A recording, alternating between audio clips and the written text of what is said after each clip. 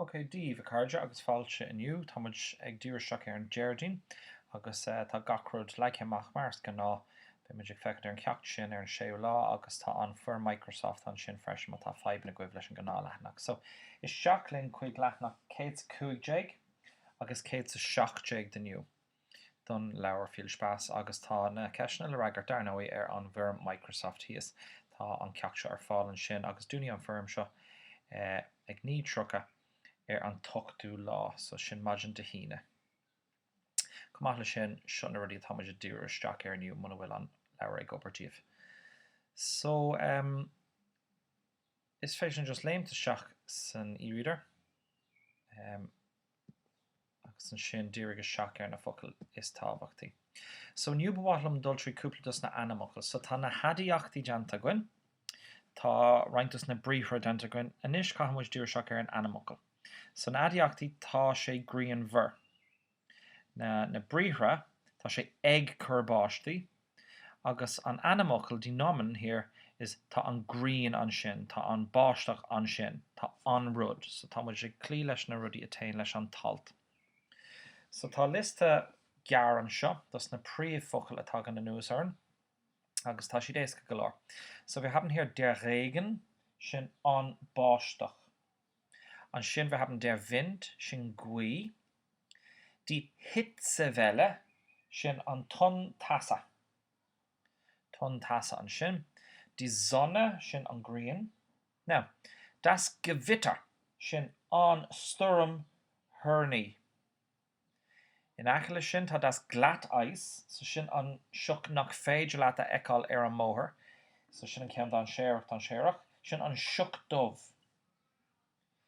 In dhé sin fecinn sibh go bhfuil an die Aufheiterungen, so sin na seal geal an sin, agus na sin die Schauer, sin na ce, an ce báistí, so just tá ag dul isteach leis an iver uha an sin an ce báistí, agus an sin vereinzelte Schauer sin cahanna scapithe. So sin san iver ulra an or sin cahaha scapithe. So tá siad san tábhachtach don ceist atá le déanana a gcuibh ar an bhfoirm, so bí cínse go bhfuil siad san areolas a gcuibh, so béar beidir dul siar ar sin cúpla ó onas go racha siad isteach. Na cumála sin tá muid déanamh an léamhtuiscint. So rachmas tríd na daoine seo a leanas agus an sin béis sibh réid a gach ceist ar an bhfoirm. So zuerst haben wir Thomas. So ich bin Thomas, Eska. Ich wohne in Münster. So schon Münster. Bei uns, Linne, ist das Wetter befolkt. So tá sé clúdaithe, tá an spare clúdaithe le scamal. So heute Abend soll es ein Gewitter geben. An Nacht tá seans mac go méid Storm Hurny ann. Gewitter finde ich cool. Tá Storm Hurny coolta darlum.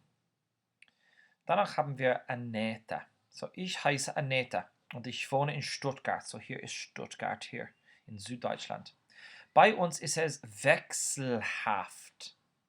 So tá si gra go bhfuil an aimsir ag achrú.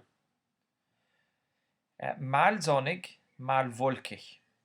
So orintha bíonn sé grianmhar, orintha bíonn sé clúdaithe le scamal. Sa spare. Danach haben wir Grüß Gott, ich heiße Olli und ich wohne in Salzburg. So tá in Salzburg, agus feic muis gwyl Salzburg san Oster. So tá sé an Schroren leis an German.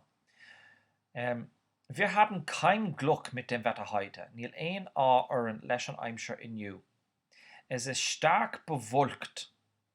Tá sé clúdaithe geleidir und die Sonne kommt nur ab und zu durch. Agus tagan an Green, díreach a níos a rís ab und zu, a níos a rís tagan sé tríd sin an dúirs. Dann guten Tag, ich bin die Helge.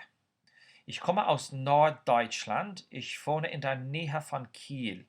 So taga is as tuisgurt na German mé agus Conim in aca le kiel, so kiel an sin, so tá si kongrach de kiel, so tá si las mit den Ballimore. Bei uns ist das Wetter ziemlich in Ordnung. Linne tá an aimsir sach resulta. Die Sonne scheint, tá an greenig tatnef, aber es gibt auch ein paar Wolken. Ach, fresh and tá cúpla scammel sa spare. So sin iad ina omlan. Now nis is féidir dulle seach agus leis an bhuir Microsoft. Now for sibh ceann andas na freagraí an sin. Aine taig fegantar seo. So cé tá ag ragúil mí á lo leis an aimsir. Cé tá ag ragúil an aimsir athráthach nó ag ahrú.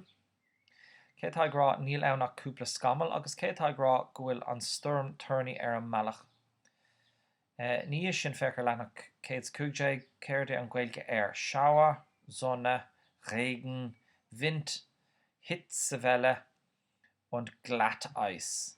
So caite an ceann ceart a rawnú agus an simbrú ar send agus submit agus sin an ceacht omland inniu nar tá sin genta tá dobar Germánische genta má sibh.